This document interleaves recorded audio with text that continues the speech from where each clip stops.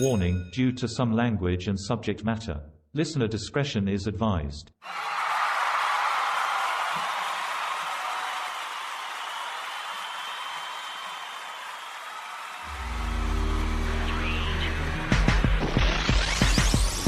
Some people believe in the occurrence of serendipity, which is the development of events by chance in a happy and beneficial way. Whereas the other half believes in a balance of work ethic and good old-fashioned trial and error will give you the experience needed to bring you to the dance every time. My next guest is one of my most favorite UFC fighters active on the roster today. He's in the top 5 of the light heavyweight division. He does color commentary for ESPN, and just today, ESPN dropped a scoop of his next fight, which we talk about in this episode. Joining me on the podcast today is Anthony Lionheart Smith. And if you don't already know why he's one of my favorites, in 35 minutes, you will.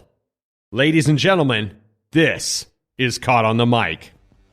All right, ladies and gentlemen, today I am very happy to say I have one of my favorite fighters as a guest on Caught on the Mic today, Anthony Lionheart Smith. How the heck are you, man? I'm good. I'm warmed up for you. I just got done doing my radio show live on Sirius XM, so we're rolling right into this. the voice is okay. You're like, you're not... I'm ready. I'm ready. I had Rashad Evans on, so me and Rashad got to chop it up for a while. Me and him are good friends, so yeah, it was fun. It's fun to end the show on that and roll right with you. Oh, thanks, man. Well, again, I appreciate you doing this. It means the world to me. And that is not just me saying that. You really are one of my favorite fighters. You represent our state so well. And we're going to get into that throughout the conversation today. Well, I appreciate that, man. I really do. It means a lot more to me when there's people that are here in Nebraska that appreciate the journey and you know, the body of work that I've put in over the last 14 years. So I appreciate that. Awesome. So without further ado, tell our listeners a little bit about Anthony Smith, the man. The man, I'm a husband. I'm a father of 3 daughters. Grew up in Nebraska City most of my life. Was born in Texas, lived in Colorado Springs for a little bit, and then moved to Nebraska City. You know, did the small town, you know, regular stuff, you know, getting in trouble, partying too hard. I was a football player. Played defensive end. Wasn't too much of an offensive guy. I can't catch, and I just like to hit shit, obviously. So yeah, I you know, I had a lot of fun playing football. I wrestled. Ended up dropping out of high school. Just having a whole bunch of personal problems back then. Got my GED, got in a bunch of trouble, and you know, and started fighting right when I dropped out of high school. And that's all I've really done since I was 17. I'm 32 now. It's been a lot of ups, a lot of downs. But now in my older age, I enjoy, you know, just regular stuff. I hang out with the neighbors. I like to sit around the fire pit in the driveway. And, you know, my oldest plays volleyball. My middle is kind of figuring out what she likes, but she plays volleyball too. She's 6. The baby's 3. We're trying to figure out how to keep her in her own bed. That's the biggest struggle I have in my life right now.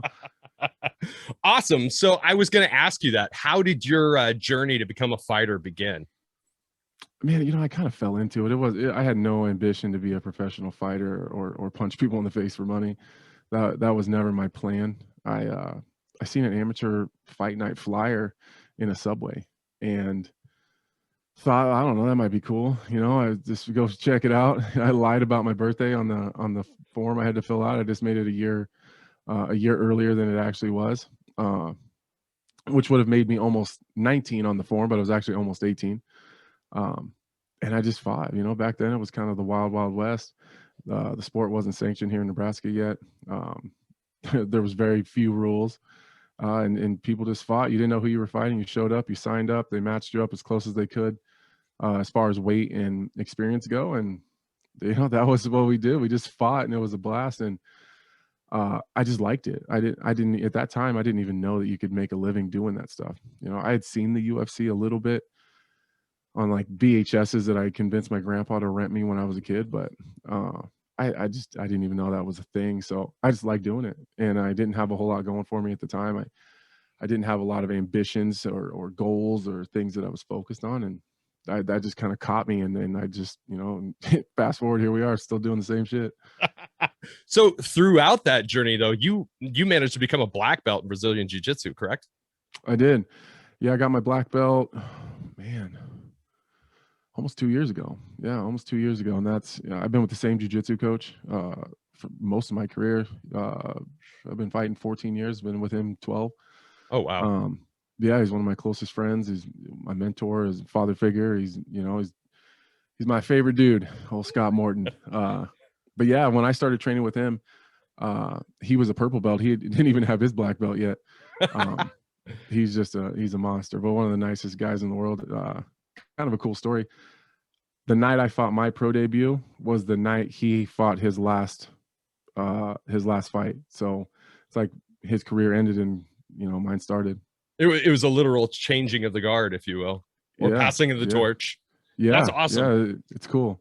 That's awesome. So you got 50 fights under your belt, and you're only 32 years old. I know you tried to. I actually got 74. Oh shit! I had 24 amateur fights that no one talks about, but yeah, I have 50 professional fights. Right. But I fought 24 times as an amateur. Dude, and you were talking like 5 minutes ago, like you're some old man. You're 32. You still got a lot of road in front of you, brother. I'm young in life, but I'm old in the game. True. I guess. What do you wish you knew about this sport that you know now that when you were starting out? That's a good question. I don't think I've ever been asked that before. I wish I wish I knew how dirty the game can get. I wish I knew that I wasn't as cool as I thought I was.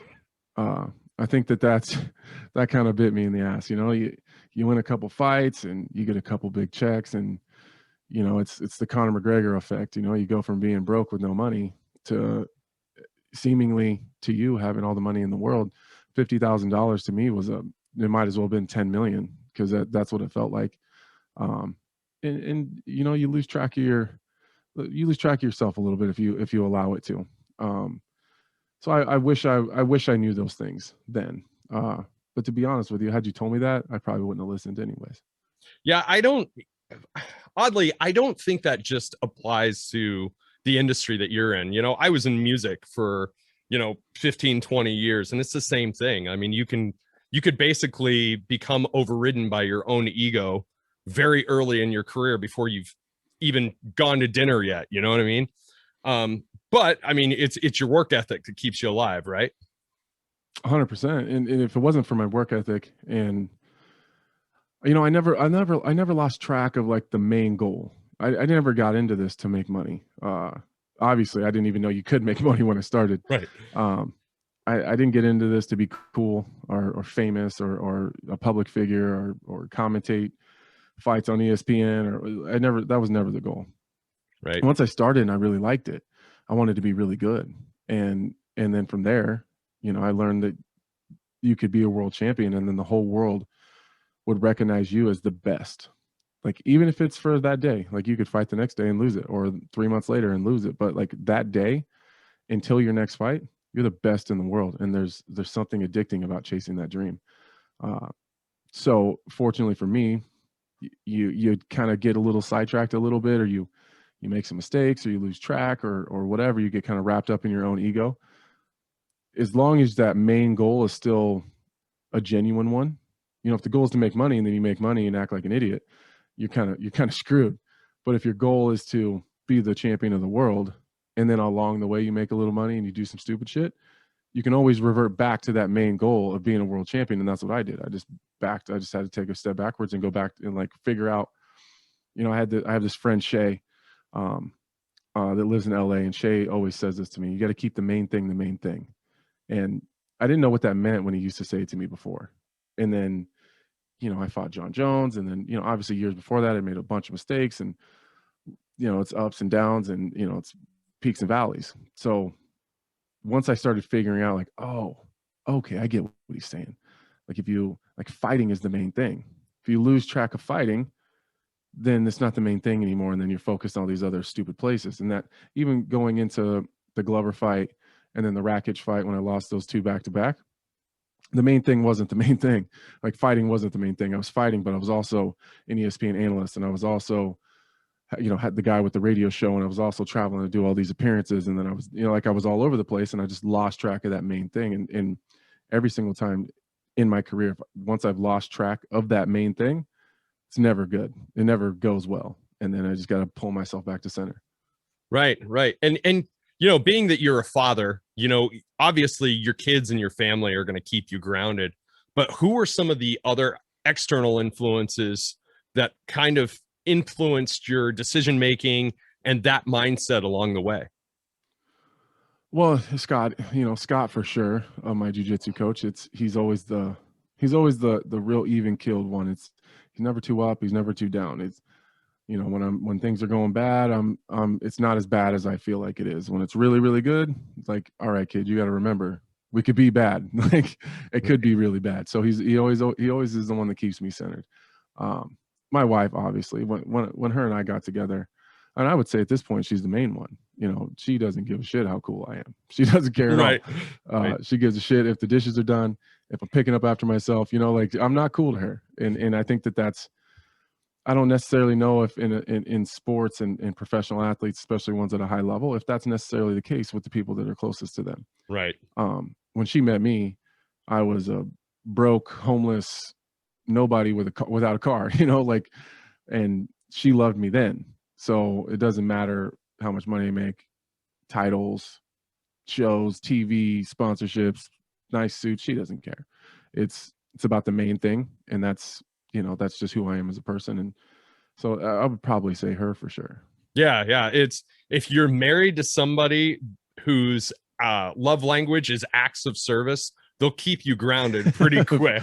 For sure. Yeah. 100%. Yeah. I got one of those too. So what has historically been the primary difference between you and some of your competitors? I think, I just think I want it more. And I know that's kind of a cookie cutter, easy answer, but I think that all the, like I've said a bunch of times, I have failed my way to success. So I'm ranked in the top 5. I might be the only guy in the top 5 across all weight classes in the entire UFC that has over 10 losses. I'm probably the only guy. So when I say I failed my way to the top, it's because I've done it the wrong way a bunch of times. I made a bunch of mistakes, but I've never felt like I was beaten by a better person. It was my own personal mistakes. It was, I just didn't quite put it together at the right time. And then in the last 20 fights, I think I'm like, 16-4, something like, so it's not like I'm, that was early on, a lot of them, but I think that like my own personal experiences growing up and the struggles I had and the terrible places, and we can get super deep, but problems with my dad and all the things that go along with that, and just all the terrible things that have happened to me as I was coming up. I think that stuff, kind of like David Goggins talks about, callousing your mind. Yes. And then you get to these terrible places in a fight. And I always tell my opponents, especially the ones that talk trash, like you could put yourself in the worst possible place in a fight, and it doesn't hold a candle to the things that I've already lived through from the time I was a kid. So like fighting isn't a negative thing to me. Like those deep, dark, taking people to deep water in those late rounds when shit's really bad and it's ugly and everything hurts and you're bleeding into your own eyes. Like those places aren't that dark for me. I'm not that uncomfortable there. And I think that that's the difference in a lot of my opponents is I'm okay with going to those places. And I think only life experiences can get you there. Only understanding loss and real pain gets you to a place where you're comfortable, where everyone else is miserable. Absolutely. Oh my gosh. Like, so you and I are kindred spirits here, man. And we could get really deep, but I've basically been on my own since I was a preteen. I raised myself. I literally lived on my own through high school.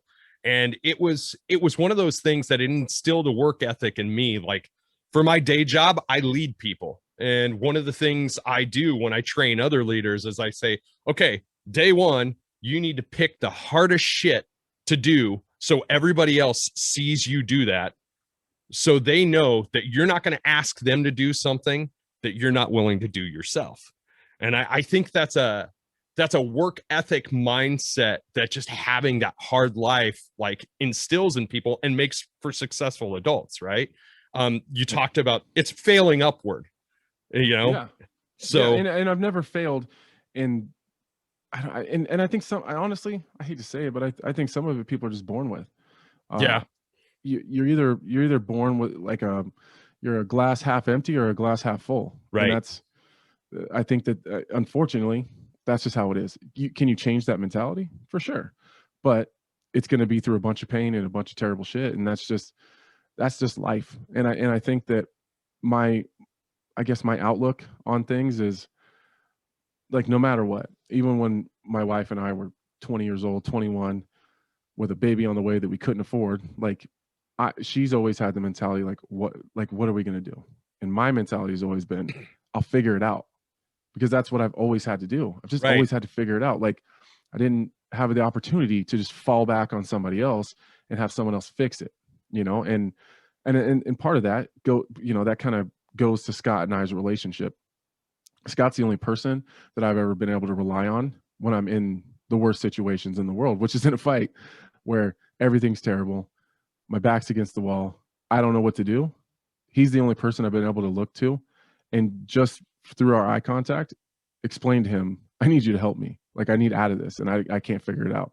So, it's those two people, like I said before, those are the two people that have always kept me centered. Michaela's always the one that I know, because of her and our children, I've always had to figure it out, and I don't have a choice. And that's how my entire life has been. And if I need an out, then there's Scotty, help me out. Right. Absolutely. And those nonverbals, those nonverbal communications are so important. And it's so important to align yourself with people that just simply get you. And it might be one person, it might be 5 people, but if you can align yourself with just at least one that can read you when you need them to. So just to kind of change course a little bit and have a little bit more of a lighthearted stance. Is it true that you used one of your fights as a gender reveal? I did. I did. Yeah. Tell us about that. Yeah. It was our second daughter. Her name is Avea. And I'm trying to, I remember I fought a guy named Victor Moreno. It was in Bellator at the Mid-America Center in Council Bluffs. And I was the only one that knew. So, which was fun, because I hate the whole not knowing thing. It drives me crazy. So I was the only one that knew. And the color of my shorts was going to be the gender of the baby. So we had my shorts made in blue and pink. That morning of the fight was the ultrasound to find out the sex of the gender of the baby. So it was awesome, man. I had both pairs and took them both with me, and it was in an envelope. And so my wife didn't know, nobody knew. And all of her friends, her family, my friends, my family, everyone was there. And I walked out in pink shorts, and actually to mess with her, I wore black shorts over them. So when I took off like my sweats and stuff, I was wearing black shorts, and everyone was like, it was suspenseful, and everyone's waiting. And then I take off the sweatpants, and then they're black, and everyone's like looking around, super confused.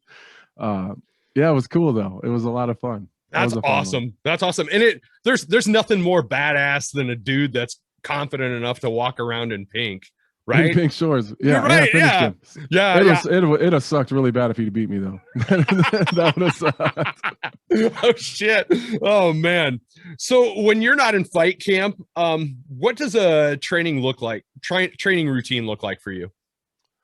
It kind of depends what my fight schedules look like. So if I've been super busy, there was a time where I fought like 6 times or I fought 5 times in 10 months or something like that. I fought a bunch. So in those times, my off time, I'm completely off just because I need the break. And then, if I'm fighting twice a year, 3 times a year, then I do a lot more training in between just to stay in shape. But after I fought in November, and I just started back to training last week. So when I'm in between fights, it's not every day. It's probably 4 days a week. nothing super stressful. You know, like the workouts are hard, but it's nice to go in there and just, you know, get some jujitsu rolls in and just get a little bit better without the stress of a fight coming up. Yeah. Yeah. Sometimes you just Nothing have too to, crazy. you have to just do it for your own therapy sometimes too, right? Yeah. Yeah. And, you know, jujitsu is like, you know, everyone from the outside would probably peg me as a striker. That's seemingly what the people have done, but I've never called myself a striker. I've always been a grappler. I've always been a jujitsu guy. So jujitsu is kind of my passion. So that's what I do when I don't have a fight coming up, because it's just fun to me. You know, I try to compete in jujitsu as much as possible. It's I don't know, it's stress-free competition. You get to you get to turn it on and rev that engine a little bit, but there's no real stress behind it. Because if you lose, like, so what? It's not a big deal. Right.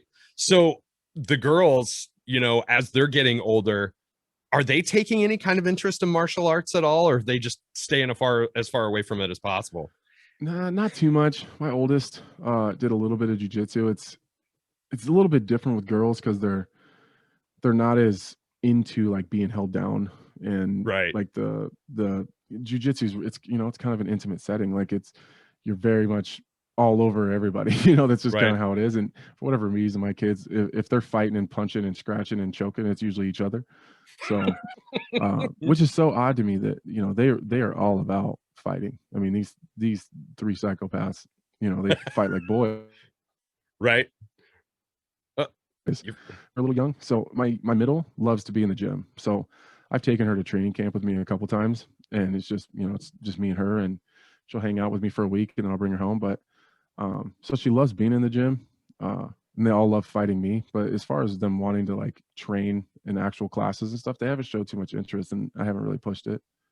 Gotcha. So I've got three daughters myself, twin stepdaughters. They're both 14. My daughter How's that from going? oh, it gets better. It gets better, brother. My daughter from my first marriage is also 14. So I've got three girls that are the same exact age. I'm seeing the look on your face. Yeah, good luck with that. And my poor son's 11. And Oh, so that poor guy. yeah, right. So we're Give kind him of my condolences. right. We're kind of like on our own island together.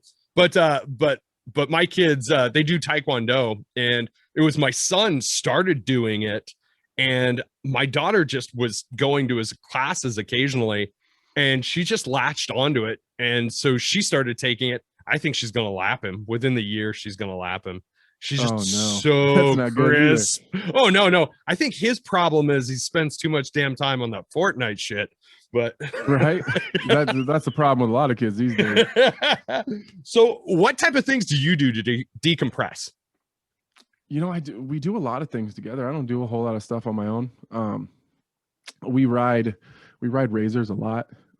We pretty much spend the entire nice weather months traveling all over the country, just riding razors and trail riding and hitting Moab and the Black Hills and, you know, wherever else we can go. And I got a big diesel pusher RV, so we spend a lot of time camping. So as soon as the weather gets nice, that's why I don't really fight in the summer that much.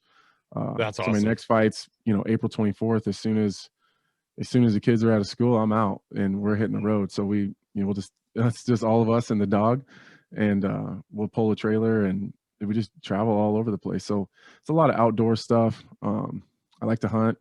I like to fish as much as I don't get out to do it as much as I want to, just with my busy schedule and the young family. It's just tough. Right. So it's usually stuck to things that we can do together. And the kids love riding in the razors. They love ripping through the trails. So yeah, that's it, man. We spend a lot of time cooking out. We have an awesome neighborhood. So on our street, there's, I don't know, probably 8 houses, 8 families, and we all hang out a bunch. So it's a lot of birthday parties. It's a lot of driveway beers and hanging out. So we do a lot of different stuff. That's awesome, man. So there's 2 points I wanted to hit on. One of them being mental health being kind of top of mind for anybody after a year like 2020, dealing with social unrest, dealing with COVID-19. One of the things I admire about you is you've been incredibly transparent about the amount of self-care you take in, especially in the wake of the year you had. which was so roller coaster. And how important, especially of guys from your industry, guys and gals of your industry, to be transparent about putting it all out there on the table like that. I think everyone should be a little bit more transparent about it. I've been the person who was too tough, I'm too cool, I'm like to deal with it. But at the end of the day, not just in 2020, I think everyone could use a little bit of self-care and a little bit of, I don't know, I like to call it maintenance. Right. I know that when I don't spend time talking it out or really, I use her as like a sounding board. Like, is this really as important as I think it is? Or should this be bothering me as much? And it's like a big whiteboard, and I just throw all my bullshit at it. Right. And then we organize it and we figure it out and and then it's like, we got different categories, like super important, kind of important. I don't know why the hell you're worried about this. That's kind of like the categories, and I find a lot that I kind of talk through them myself as I'm, talking to her about it. I kind of like, as it all comes out, I kind of almost organize it myself. But I just think that, especially last year, I just think that I don't think it should be so taboo, and even now, like I've been to events since I started talking about it. I was at the fight week. Of course the media jumps all over it because I'm one of the only guys who will talk about it. But like, shit sucks. Shit sucks sometimes. Like, I got a pretty awesome life and it still sucks. Like, Right. I don't have that many things that I can truly complain about. I was able to still provide for my family. I fought 3 times last year. I like, my family's healthy. We got COVID, but it was fairly mild, especially compared to a lot of the people in the world. Like, I don't have a lot of complaints, and stuff still bothers me. So I can't imagine what the rest of the world feels like. I guess I don't understand. And even myself, I don't understand why it was such a big deal to me, to even bring it up and talk about it. But I think it's getting better because, as Dustin Poirier had some things to talk about, and, Tony Ferguson, has some documented issues, and, that are a lot worse than a lot of people's. But, and, he even, that came out and he's had to deal with it. And then Max Holloway had to deal with it. And then, I talked about some stuff. And then, it seems like people are starting to be a little bit more, a little bit more open. Yeah. I think the world's just in a terrible place. And like, people have to have somebody to talk to. They just do. You almost, the mentality that I have about it is the last battle rap in 8 Mile. If you just put all the shit about yourself out there, then nobody can take any shots at you, right? That's been my whole life, bro. Like, I've never hidden anything. Right. I've never denied anything. If I did something wrong, I'll steer right into it. And I don't know. I've just always had that approach. Like, I just never want to have anyone have anything on me. So, right. I don't want anyone being like, oh, Anthony Smith's got some mental health issues. Like, I don't give a shit. Like, I'll tell you. Like, I was having a tough time. Obviously, you guys seen how my year went. Like, I needed someone to talk through it with, and it's not the first time I've talked to her. Like, and I was very clear about that with people. Like, I didn't just start because last year sucked.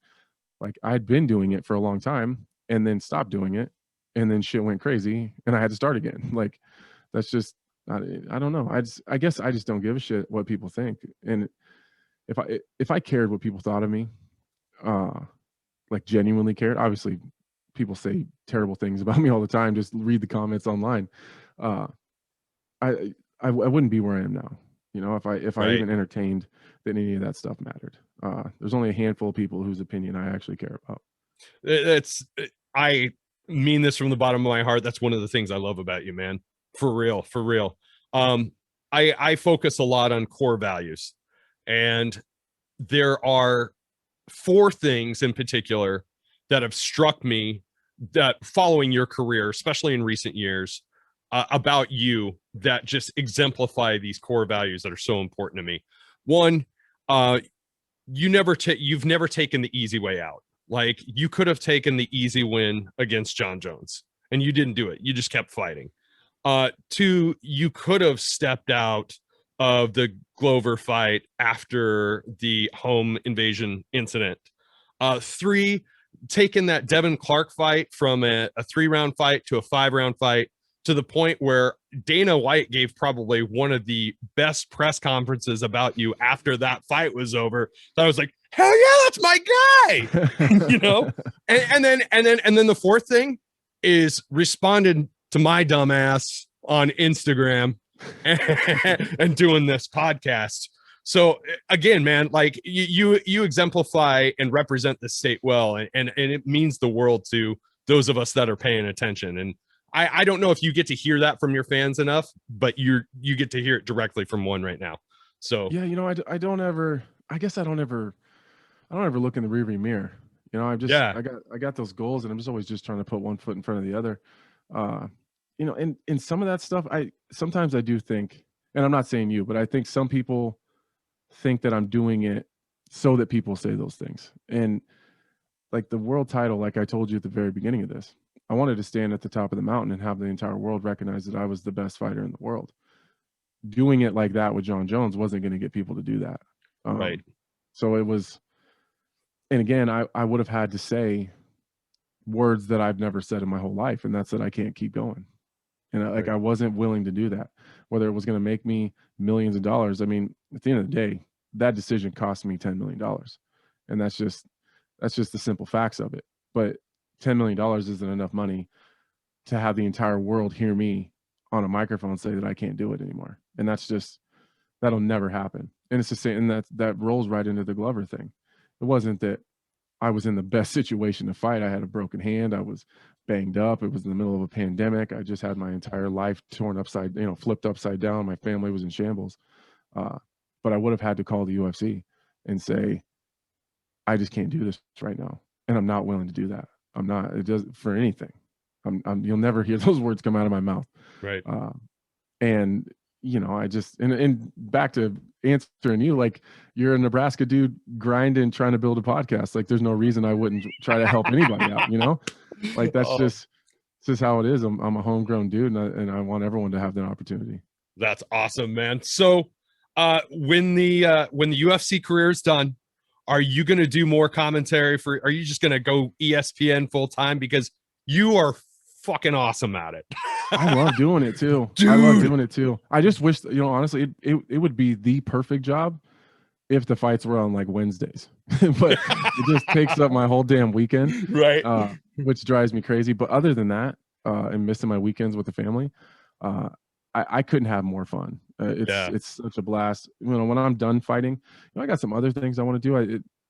It's really, honestly, I really want to build something for my wife. So, she just finished school today. Congratulations to her. Yeah, she's going to go back, and she's got a little bit left for you know, to just add on to that. But I really want to build like a business for her. So maybe when I'm done, you know, we've talked about that a little bit. Like, she doesn't want any part of building a business, but she loves helping people. So, you know, I could build the business. She can just go help people and do what she does and make a living doing it. And I'll just build the hard part that she doesn't want to do. Right. Or I guess the easy part for me, the hard part for her. So there's that. And I love having my radio show. It's nice to just unplug and talk about fights with RJ. That's a lot of fun. And then the ESPN thing, it's too much fun to not do. So right. I do like the desk. You know, I think the transition for everyone is kind of from the desk to the cage side stuff. I'm not sure I'm quite ready for that yet, just because it's a lot of work. It's a lot. It's a lot more work than I have to do. Like Joe Rogan, John Anik, Michael Bisping, you know, Daniel Cormier, Paul Felder, Dominic Cruz. Those guys put in an outstanding amount of work. It's so much work. So I think I'm just cool hanging out at the desk right now. It's I don't want to say it's easier. It's different. It's a lot of reactionary stuff, which is what I kind of do on my radio show anyways. We talk about what we think could happen, and then afterwards we talk about what happened. Those guys got to call it real time, and that's really tough. Yeah, I watched the post-fight interview with you and Okamoto after the Devin Clark fight, and listening to you kind of do the analysis of your own fight was entertaining as shit. And the thing is like you, Cruz, and Felder, I could listen to you guys analyze a Pop-Tart in a toaster oven and still be entertained. You guys are so great at it, and I thoroughly enjoy it. So speaking of Brett Okamoto, there was a tweet that went out today, and you blink and you missed it. You mentioned it. You got a fight coming up. Who's it against? It's against Jimmy Crute.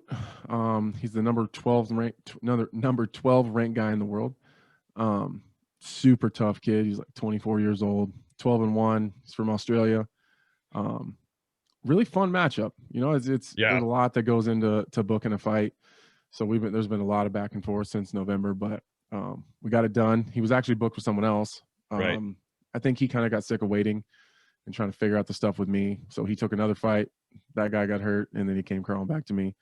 But yeah, you know, honestly, I like him. I love his style.